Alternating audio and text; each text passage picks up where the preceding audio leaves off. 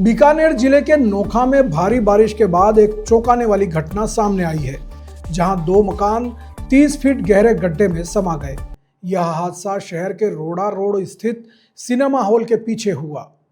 नोखा के तहसीलदार चंद्रशेखर टांक ने बताया कि यह घटना शुक्रवार रात 11 बजे की है। सीमा जोशी और कन्हैयालाल के मकान अचानक जमीन में धंसकर जमींदोज हो गए। प्रारंभिक जांच में पता चला कि मकानों के नीचे की जमीन खोखली थी। प्रशासन ने एहतियात के तौर पर आसपास के 7 मकानों को खाली करवा लिया है और लगभग 2.5 बीघा के क्षेत्र को बैरिकेड लगाकर बंद कर दिया है। जिन मकानों को खतरा है उन्हें लाल निशान लगाकर चिन्हित किया गया है। घटना के शिकार हुई सीमा जोशी ने रोते हुए अपनी आप बीती सुनाई। उन्होंने बताया कि रात 11 बजे वह अपने 3 बच्चों के साथ मकान के अगले हिस्से में थी। तभी अचानक एक जोरदार धमाके की आवाज आई। वे डर सहम कर बाहर भागी और देखा कि उनके मकान का पिछला हिस्सा पूरी तरह से जमीन में धंस चुका था। सीमा ने बताया कि उनके जरूरी सामान, गहने और पैसे भी मलबे में दब गए हैं। तहसीलदार चंद्रशेखर टांक ने बताया कि प्रशासन को जानकारी मिली है कि जहां यह हादसा हुआ वहां सालों पहले बजरी का अवैध खनन किया जाता था, जिसके बाद यहां कॉलोनी बस गई। उन्होंने कहा कि इन पट्टों को लेकर भी जांच की जा रही है। घटना की सूचना मिलते ही एसडीएम गोपाल जांगीर ने राजस्व कर्मचारियों को मौके पर भेजा और जल्द से जल्द रिपोर्ट सौंपने के निर्देश दिए हैं।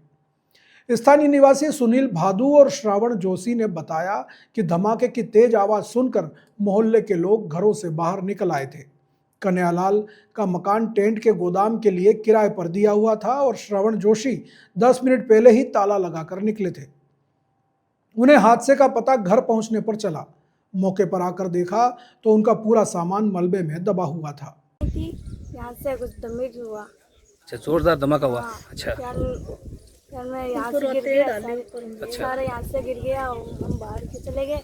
लोग आए थे और उसके बाद प्रशासन आया था यहाँ पे आपको देख रेख करने के लिए, आपको कुछ पूछने के लिए? हम तो सिंह जी गए, डॉक्टर सुखराम जी आया, पुलिस स्टाफ भी आयो नाइट में।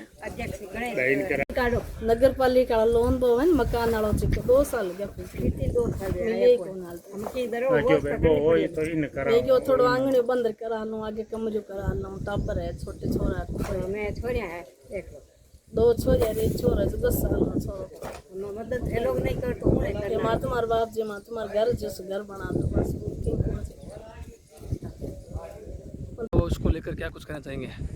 ये रात 10:30 बजे की बात है। तभी एक टेंट का काम करता है श्रवण जोशी, इसका पूरा सामान था 15-20 लाख का, ये पूरा धस गया। और इसकी आवाज़ सुनते ही पास में करता सीमा जोशी का। इनकी ये यहाँ बैठी थी 2 बच्ची और 1 बच्चे के साथ, ये सोने वाली थी। इतने में आवाज़ आई, घर की दीवार में राय आनी शुरू हो गई, तो ये भाग के बाहर आई चलते और एक मोहल्ला इकट्ठा हो गया। इतने में प्रशासन आ गया, पेट्रोल मुख भी आ गया। सब लोगों ने बैठ के और एक बार सबको बाहर कर दिया। फिर अभी आज सुबह की घटना है, जो तहसीलदार साहब आए और इनको दे के ब्रिगेड इतने जगह के खाली कर दो आप। और ये पूरी खेने है ना, नीचे पूरी में खेने है। अभी जस्ट की बात है, 2-3 महीने पहले यहाँ रेती की भर्ती करके और खेनों को समाप्त किया गया और इसमें कॉलोनी काट दी गई। तो हम ये मांग करते हैं प्रशासन से कि इन जो बेचारा 2-3 परिवार नुकसान हुआ है, इनकी भरपाई के लिए उचित मुआवजा दिया जाए और इनको कहीं जगह दे करके दोबारा घर बना के दिया जाए। तो ये तो सीमा है, इसके घर वाला यानी बाहर रहता है, कहीं इसके सेटिंग नहीं है उनसे। तो ये गवानियों के घरों में झाड़ू पोछा करके अपना तिनका जोड़ करके अपना घर का सामान ला रही थी। और कुछ वाणियों ने इनको वो किसी ने ईंट दिया, किसी ने पत्थर दिया, किसी ने सीमेंट दी करके इनको घर बना के दिया था। और अब इसके पास इसी कोई सामान है नहीं कि खुद घर बना पाए।